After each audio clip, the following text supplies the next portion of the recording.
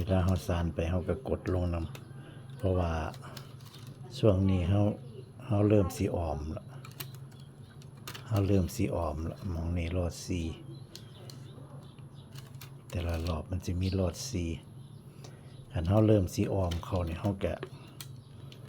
กดไม่ตอกลงสานไปกดไปสานไปกดไปเรื่อยๆมันก็สิพอดี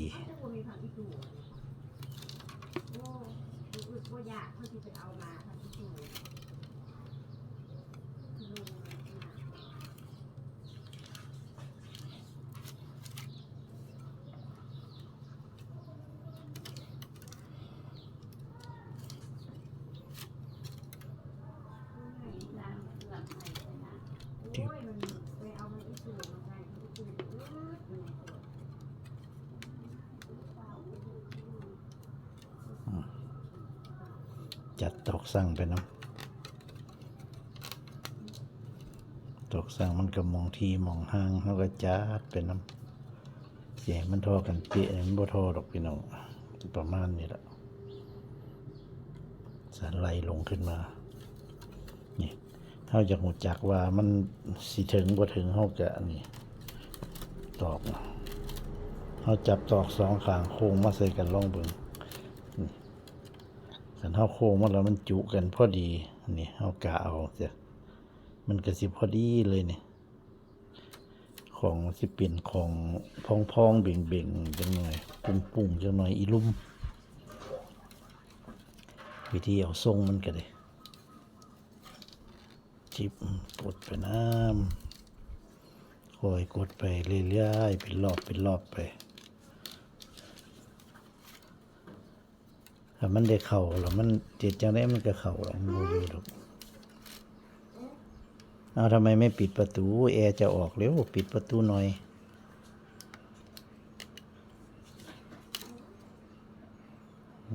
มองนี่หลอดสี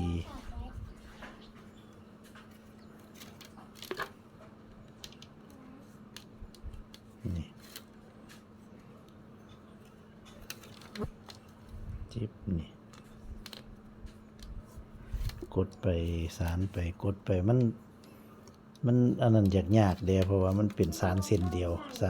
แล้วสานทีนะมันเขาต้องได้คุมมันตลอดได้กันจะเอามันเข่าก็ต้องได้กลุ่มได้คุมมันเข่าจังหน่อยบ่คือสานบอกหาไพ่กล่าวบอกหาปิดประตูด้วยลูกปิดประตูด้วย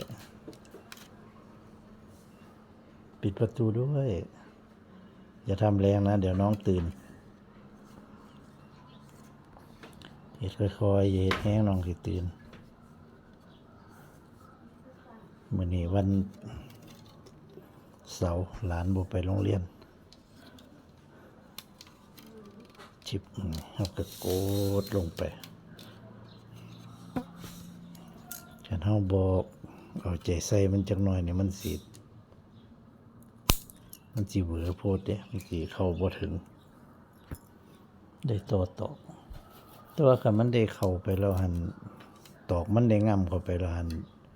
มันบ่มีปัญหาดอกมันจะสิเข้าของมันเองตีแต่ว่ามันสิเข้าไว้โพดพุ่นล่ะคันมันได้ง่ำเข้าไปแล้วตอกไม่ติว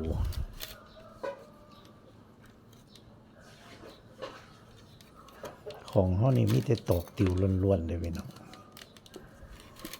ตอกสารกระติวตอกสั่งกระติวเปลืองไม่พอสมควรอยู่ดิ หน่วยใหญ่แน่นี่มันเป็นล่ำปลายพุ่นเด้คันหน่วยใหญ่คือจังหน่วยที่เขาเจ้าสั่งพิเศษใหญ่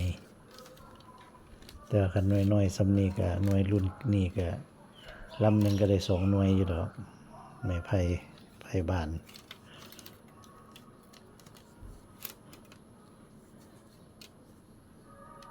จ้างเขาไปเอาให้ลำละ50 บาทว่าเขาไปเอาบ่ได้ไม่เจ้าของเลยละไม่อยู่หน้าให้เขาเจ้าไปเอาให้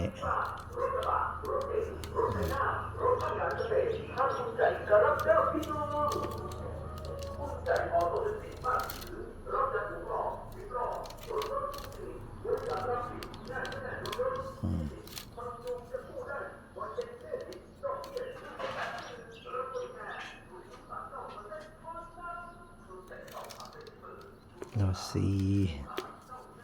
หลอดสีนี่มีสุรอบเนี่ยลืมบ่ได้ต้องได้หลอดตลอดสารมารอบหนึ่งแต่ก็ต้องได้หลอดสีลายหลง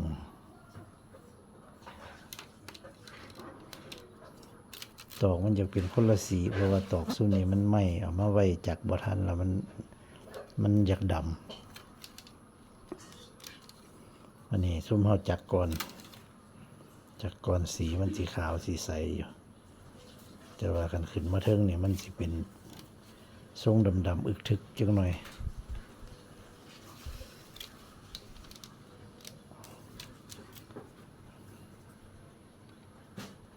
บางทีอันนี้มันก็อยากเอาท้องออกมานอกเลย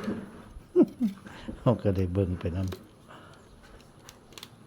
ตอกมันค่อนข้างสิกลม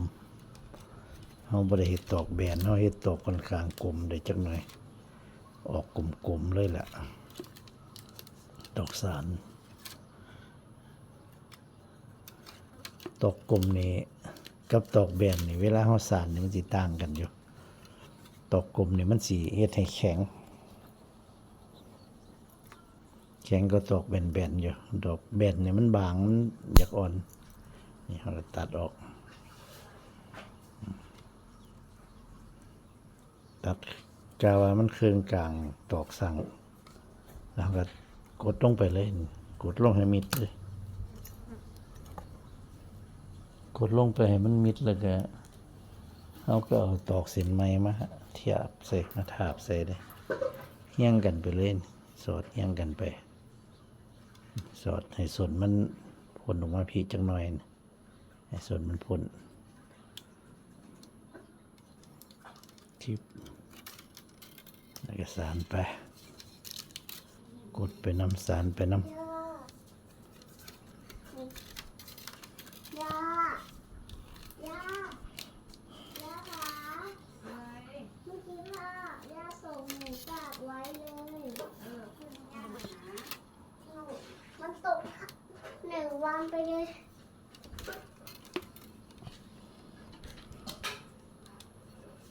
ย่าหนาปลาก่อนนะลูกอย่าเสียงดังนะ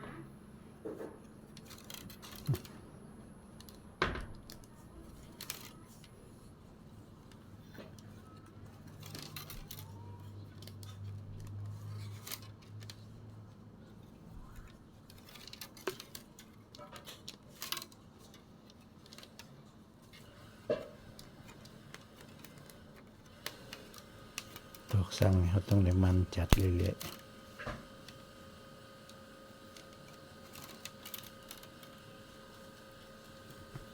จัดไปสารไป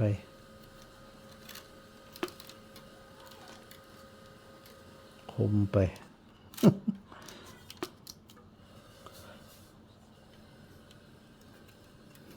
ขนาดเราพยายามจัดเท่าคมให้มันนั่นปานนี้มันบางเทียมันก็ยังบ่ได้บ่ถึงอยู่ที่ตอกสั่งก็เลยมันเข้าบ่ได้จังหวะมันบางเทียก็จะเข้าซาเด้บางเทียก็เวลาเฮาสานไปนี่มันเฮ็ดมันออกหลายมันก็หน่วยใหญ่เกินเวลาเฮาเข้ามันก็ตอกก็บ่ถึงไปซั่นแหละบ่พอดีแต่บางหน่วยกับเวลาเฮาสานกับตอกที่เฮาจักมาเป็นตอกสั่งมันเฮาคำนวณมาพอดีแหละว่าสิเอาหน่วยสำนี้ล่ะว่าซั่นเฮาเอาเข้าให้มันทันได้จังหวะมันพอดีมันก็สิพอดีบ่ได้ต่อถึงพอดีได้ขนาดที่เฮาต้องการแต่ว่าบางเที่ยนี่บ่ถึงมันปล่อยให้มันออกไปหลายโพดนี่เวลาเอากลับเขามันเขาบ่ทันมันตุ่มเขาบ่ทันก็ตอกสั่งบ่ถึงก็ต่อไปซั่นเนี่ยสุดท้ายก็ได้คือเก่าแต่ว่ามันหังขนาดของมันก็สิน้อยใหญ่ล้ำลิดกันได้จักหน่อยรุ่นเดียวกันแต่ว่าก็สิบ่เป๊ะปานใดก็สิน้อยใหญ่ลิดกันนี่เนี่ยสิพอดีงามเนี่ย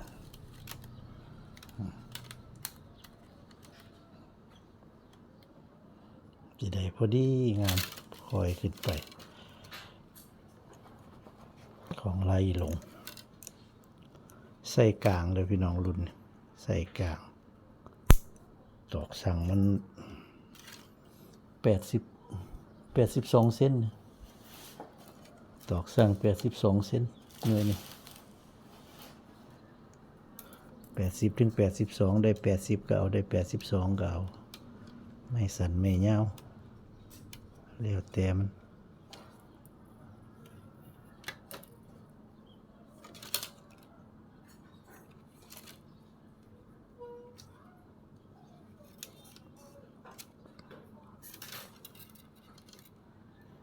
มองในหลอดสี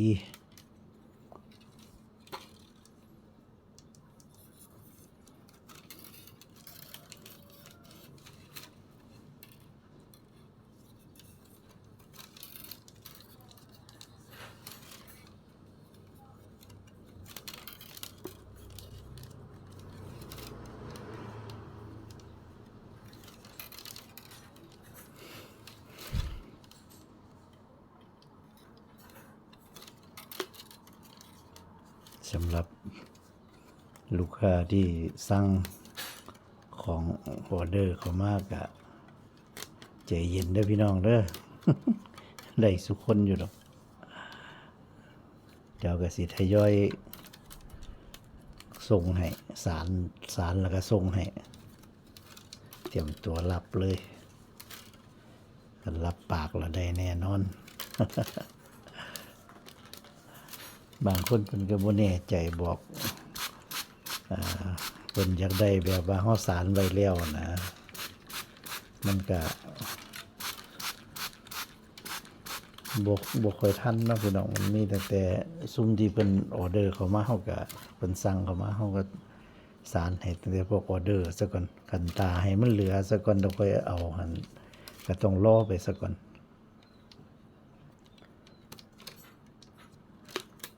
หรือผู้ใดอยากได้อีหลีก็กันบ่ตีว่ามันโดนก็ลองออเดอร์เข้าคิวไว้พี่น้องช่วงนี้ก็มีหาหน่วยนี่ล่ะช่วงนี้กันแล้วหาหน่วยนี่แล้วก็คันบ่มีออเดอร์มาต่อก็สิเป็นสารลง TikTok สารวางขายใน TikTok คือเก่าหรือทางเพจเฮาคือเก่า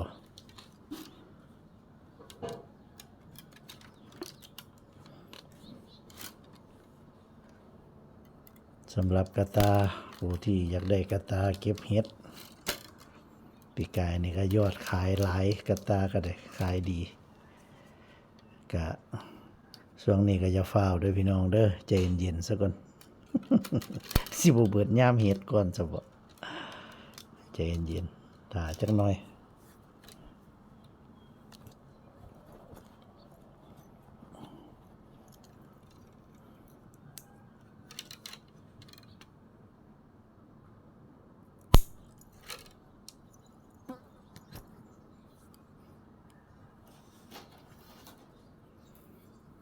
สิทยอยเฮ็ดไปเรื่อยๆ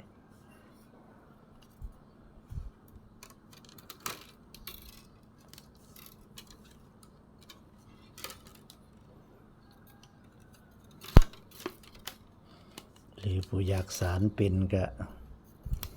ติดตามไปเรื่อยๆเด้อพี่น้องเด้อผู้ใดเพิ่นอยากเรียนรู้อยากสารเป็นก็เบิ่งกันไปดูๆเบิ่งไปเรื่อยๆเดี๋ยวมันก็เป็นเองคือของปอกหานี่แรกๆก็แรกๆอีหลีก็เคยอยู่ดอกแต่ว่าก็หังบ่ได้ชำนาญบ่ได้เรียนรู้คักปานใดอัน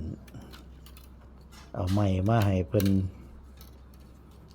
มาจักตอกให้เพิ่นสารให้เพิ่นก็สารให้เบิ่งแล้วเพิ่นก็พาสารเจ้าของสารแหน่เพิ่นสารแหน่แต่ก่อนอยากได้ของให้ผู้เฒ่าเพิ่นพาสารก็เป็นพ่อกำกานี่ล่ะก็คิดว่าเป็นก็หังบางขั้นตอนก็เฮ็ดบ่เป็นดอก แต่ว่าพอเฮาได้นี่ล่ะมาเฮ็ดคลิปนี่ล่ะเริ่มเฮ็ดคลิปเริ่มถ่ายทำคลิปสารของนี่ล่ะไปเบิ่งเพิ่นสารซื้อมือหลายก็สารซื้อมือสารให้เบิ่งซื้อมือแล้วก็เฮาถ่ายคลิปไปนำซื้อมือไปเล่นนำเพิ่นซื้อมือก็เป็นการเรียนรู้ไปในตัวนี่พอเห็นเพิ่นเฮ็ดดูก็มาเฮ็ดมาเรียนมาจื้อเอาแล้วก็มาสารลองเบิ่งก็คือเห็นนี่แหละพี่น้องก็สารเป็นอีหลี ของปอกหาก็ได้แต่ว่าครูบาอาจารย์ผู้เพิ่นเฮียนให้เพิ่นก็ตายจนเบิดแล้วล่ะพี่น้องสร้างของก็ได้ปีที่ผ่านมานี่ตาย3คนสร้างของล้วนๆดาราประจำช่องเฮา ผู้เฒ่าแต่คนรุ่นใหม่รุ่นหลังล่ะสิเรียนไว้บัดนี้แต่ว่าอยู่แถวบ้านเฮานี่ก็บ่มีผู้ใดมาเรียนดอกเด็กน้อยรุ่นใหม่ก็ได้คนรุ่นใหม่ก็ได้บ่มีผู้ใดมาเฮ็ดจักสิอยู่ไปได้อีกโดนปานใดเบิดผู้เฮ็ดแล้วก็สิบ่มีผู้สืบสานไว้แล้วก็สิเบิดไปซื่อนั่นล่ะภูมิปัญญาก็ได้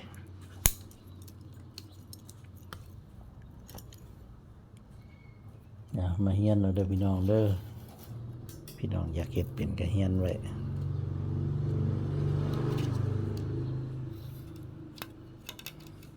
ไปเรื่อยๆเบิ่งดูๆก็เป็นดอกพี่น้องเบิ่งไปศึกษาไปเรียนรู้ไปตัดไม้มาเฮ็ดไปนำก็ได้ในไผบ้านเฮานี่ล่ะ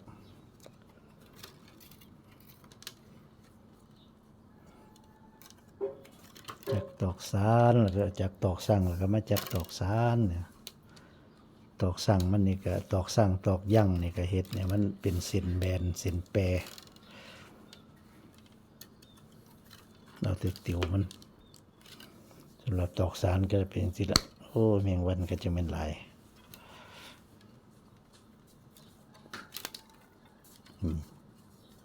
มันเริ่มสิอวยเขาละ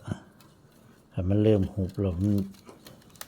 เขาย่างเดียวเลยครับมันได้เริ่มหุบแล้ว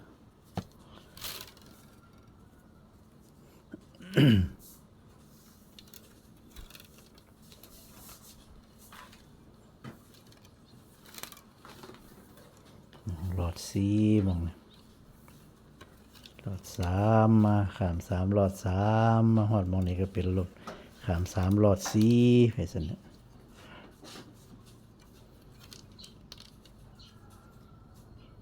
ดีเสียวขาม4หลอด3นี่ก็ได้แต่ว่ามันบ่งามคือขาม3หลอด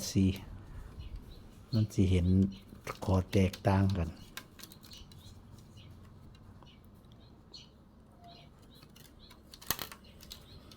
อยากแนะนำให้เอาขาม3หลอด4หั่นล่ะมองนั่นบ่อยากแนะนำปานใดดอกขาม4หลอด3มองที่มันคำว่าไล่ลง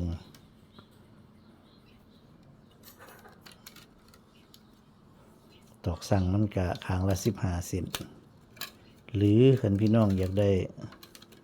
หน่วยใหญ่หรือสิเฮ็ดหน่วยน้อยก็ให้นับหมู่เอาเวลาสารก่อคนแล้วเฮาก็นับหมู่เอานับรอบนี่นับแบบนี้นับตอกสั่งมันนับเป็นหมู่นับรอบไปเลยนับด้านนี้แล้วก็มานับด้านนี้นับด้านนี้นับรวมใส่กันไปเลยนับเป็นหมู่3 1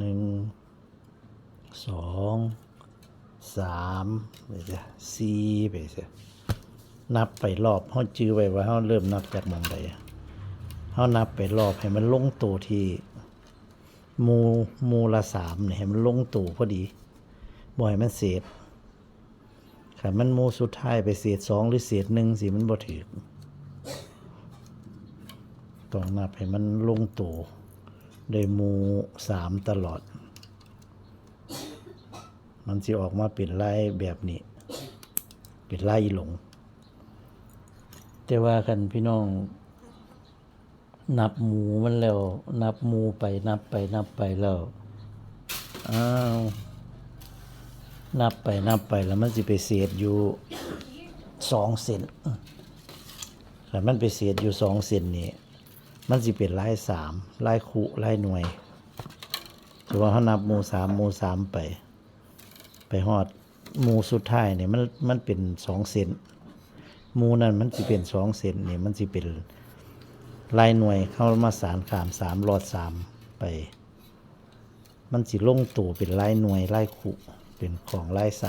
3แก่งามไปอีกแบบหนึ่งมันสิบ่ออ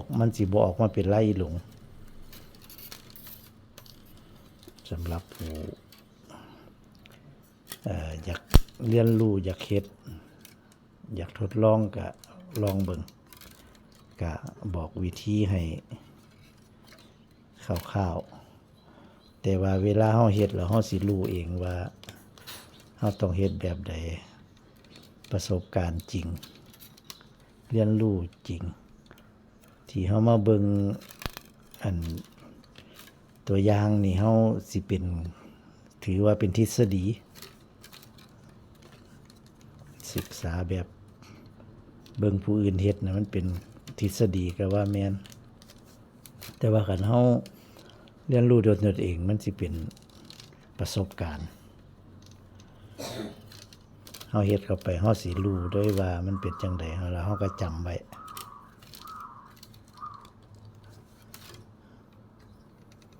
เบิ่งผู้อื่นเพิ่นเฮ็ดก็อาจสิเบิ่งแล้วก็อาจสิคือง่ายๆแต่ว่าเวลาเจ้าของไปเฮ็ดแล้วก็เฮ็ดอีหลีก็อาจสิมีปัญหาให้เฮาได้แก้ไปนำอยู่จักสารก็ได้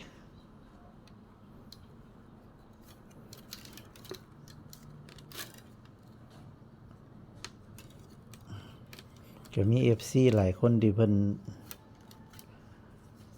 มาเรียนนำเพิ่นคอมเมนต์ก็มาสอบถามเรื่อยๆแล้วก็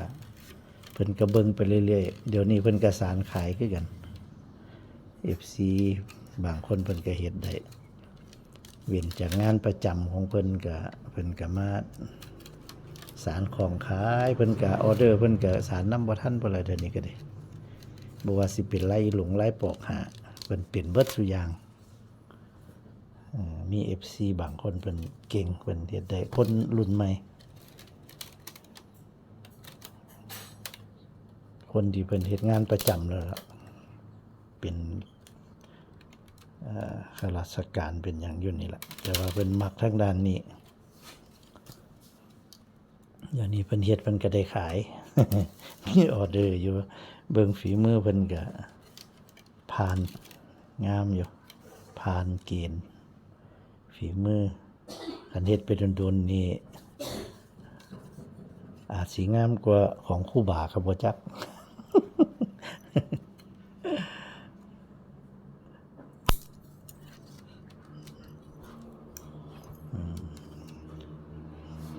เป็นอยู่กับการพัฒนาดอกมันสิดีบ่ดีสิงามบ่งามเฮาพัฒนาขึ้นไปเรื่อยๆอ้าวสำหรับคลิปนี้ก็ให้เบิ่งซ้ำนี้ซะกันเดี๋ยวให้เบิ่งสารไล่ลงตอนเฮาเริ่มบีบมันเข้าสารไปก็กดเข้าไปนำกดก็เบิ่งพอดีพองามมาล่ะเฮาเบิ่งไม่ตอกนำนี่เฮาสิกดเข้าเบิ่งไปคันเอาเข้าหลายไว้โพดก็บ่เป็นตาเบิ่งอีกเด้มันสิสุ่มทั้งถึงนี่